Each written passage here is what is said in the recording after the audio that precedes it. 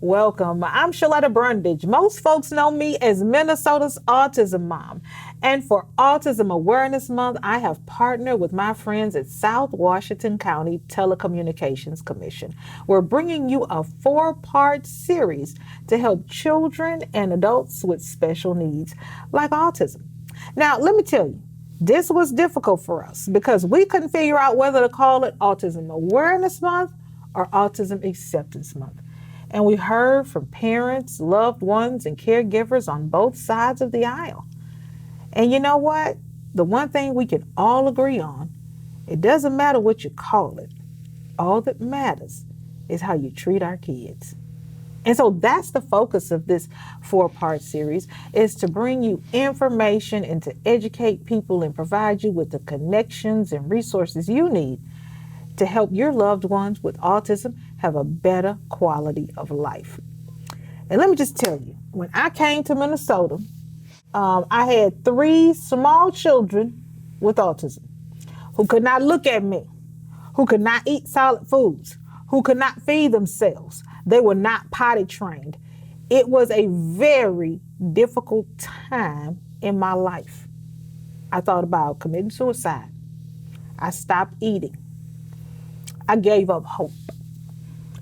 And let me tell you, I'm not sure how it happened, but somebody led me to the Family Achievement Center in Woodbury. I got connected to Jana Smith and her team of therapists, and they did an amazing thing in my children. Brandon, Cameron, and Daniel are doing so much better under their care. Brandon and Cameron have both tested off the autism spectrum, and my youngest son, Daniel, is not far behind. When I take my kids to visit relatives down in Texas and they see the progress that they've made, they think I'm like just this amazing mother. And they always say, oh, Sheletta does a good job with those kids. Not really. Sheletta took her kids to the Family Achievement Center and she introduced them to Jana, and Jana and her team there just did a miracle with my babies. Thank you. Girl, if I never say thank you again, thank you. I know welcome. Every time I see you, I say thank you, because people look at my kids and they see hope. They see who have followed their journey, because they remember when Cameron couldn't talk and she was too shy. And not only did you provide the speech therapy service and the occupational therapy service and the physical therapy that she needed, but you all individualized her care. And I remember y'all taking her around to everybody in the center and walking her up to people and helping her to introduce herself and to learn how to have conversations with folks. You all have really been the reason. You know, the teachers did a good job and we're doing our thing, but it was the care and the therapy and the love they got at Family Achievement Center that made the difference. For folks who've never heard of Family Achievement Center, and this is the first time they're getting information about it, talk to me about Family Achievement Center. Give us the information about the services you provide, and you've also got several locations. We do. We are a family-owned and operated clinic. It started here in Woodbury in 2001, so we are going on 22 years of being open. In 2020, we opened our location in Bloomington, and then this past summer, we opened a Stillwater location. So we've got our 3 locations right now. Each location offers physical, occupational, and speech therapy, and we have a team of professionals who are there and ready to help parents and kids on their journey and be the best they can, individualize that treatment so it's what they need, not what the books say you should do, right? It's totally individualized to what that child needs, what that family needs in that moment. We treat pediatrics mainly, but we do see some adults that come into the clinic who 20 years ago, these services weren't readily available. Right. So now they still haven't received them. So we will treat some adults that come in as well. And there's no age that's too young. We have babies coming in for services. We have grade school age kids. When you need the help, and we're there to provide that. And you all do such an amazing job. The awards are on the wall. That means something. But for me, what means the most is to see the progress in my children. Y'all have really worked yourselves out of a job. We have. Because I remember the day you called me and you said Cameron's test scores are such that she is average or above, and we cannot justify to the insurance provider that we can give her services. And that's something that I had never heard of. Talk to me about that, because you're going to work yourself out of a whole business if you keep doing such a good job with these kids who have autism. Right? That's our goal, is we want to work ourselves out of a job, right? We want to provide what the child needs and what the family needs in that moment so that they can functionally participate in the world. It might be they need some physical therapy to be able to do that, or occupational therapy. You might need all three services. And yeah, you might need to come back down the road for a new skill that they didn't quite pick up. But if we can work ourselves out of the job, that's the goal. Not many people can say that. And not only do they work with the kids, but like you said, if a kid has regression, they can come back. I know that both Brandon and Cameron no longer needed therapy. And so they, were off the books doing their thing. But then Brandon started stuttering. I called you right away. Y'all got him back in. We worked through that. And then once that stuttering was gone, he's, off the books again. So talk to me about just being able to revisit families as you go along this journey, because what the child needs today might not be what they need a month from now, or 2 months from now, or 6 months from now. That individualized care, but also revisiting, especially with COVID. A lot of families had seen so much progress in the kids, and then COVID happened, and we're back to where we were a year ago, or 2 years ago, or sadly for some of us 3 years ago.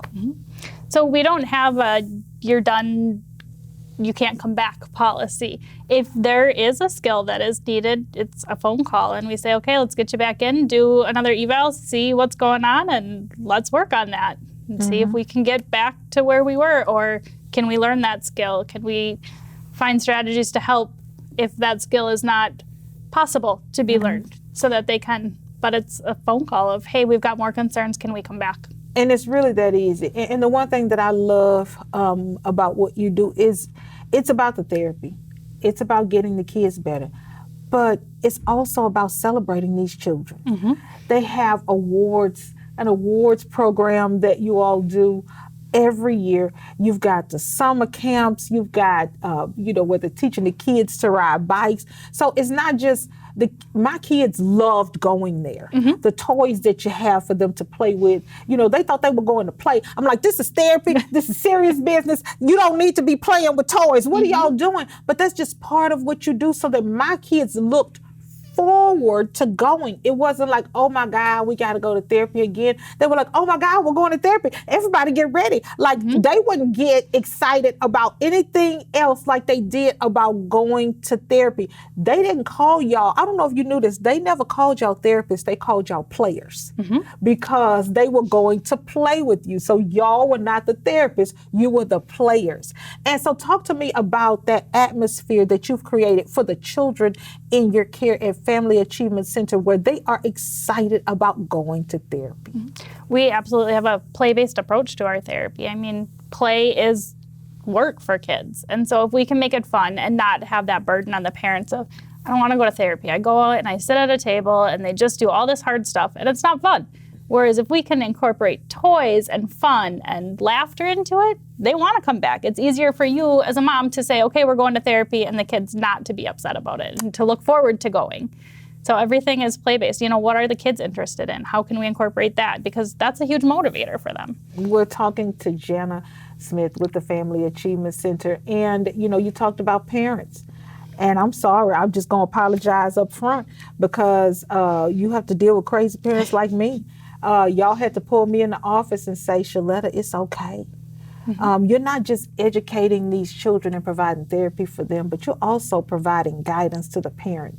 I was losing my mind because I've got 3 kids with autism, and I'm trying to get all the services at one time because I just want you to fix my kids so that they can be like their friends, so they won't be ostracized, so they won't be picked on, so they can, be a part of the group. And so I'm trying to do speech therapy and ABA therapy and physical therapy and occupational therapy all on the same day with 3 kids. And I was going bananas. I remember the day I showed up in my pajamas because I forgot that I had not put clothes on. And y'all pulled me in the office and lovingly and gently said, you don't have to do it all at one time. And just gave me a schedule and a strategy so that I could get a little bit here and a little bit there. And then I had some peace and I wasn't running around and everything wasn't so crazy. Talk to me about how it's a whole family approach at the Family Achievement Center. So you're not just checking in the kid and seeing the kid and then sending the kid back to the parent, but you're also observing the parent and providing the tools that we need so that we can be better parents to our children.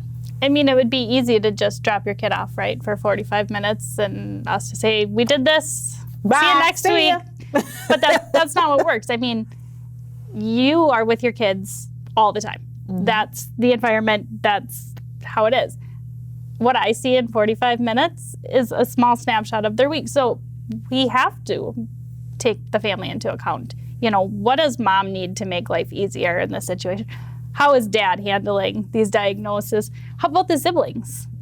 Because, there's siblings that are saying, what's going on? I didn't do this when I was a kid.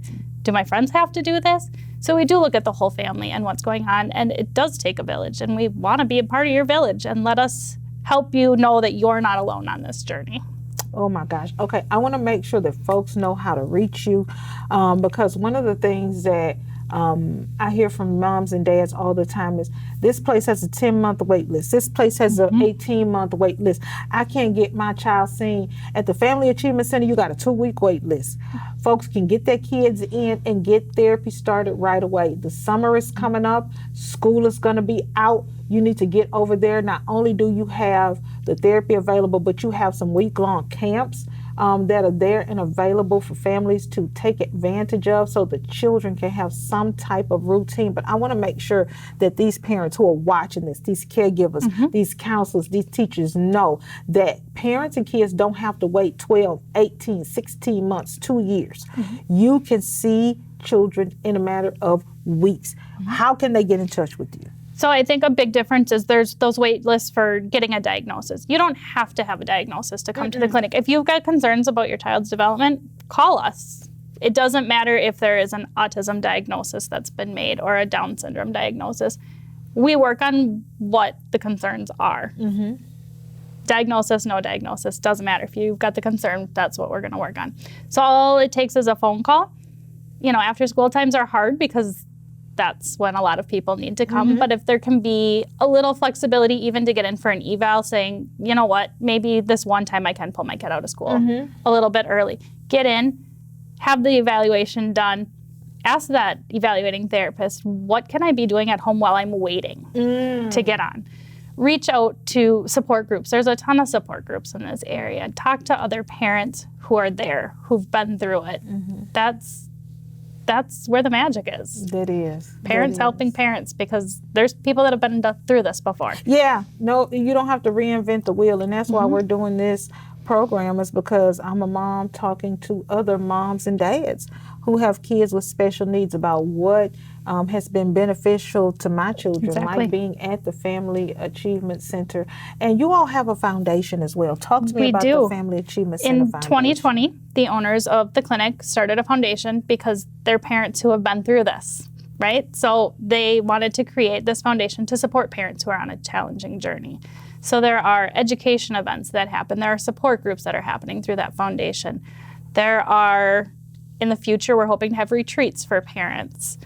There's awards that are given to parents. It's just a place for parents to go and know, I'm not the only one going through this. There are people who understand it, who I can talk to, and they just get it. Because it is isolating, and you think, I'm the only one in the world experiencing this.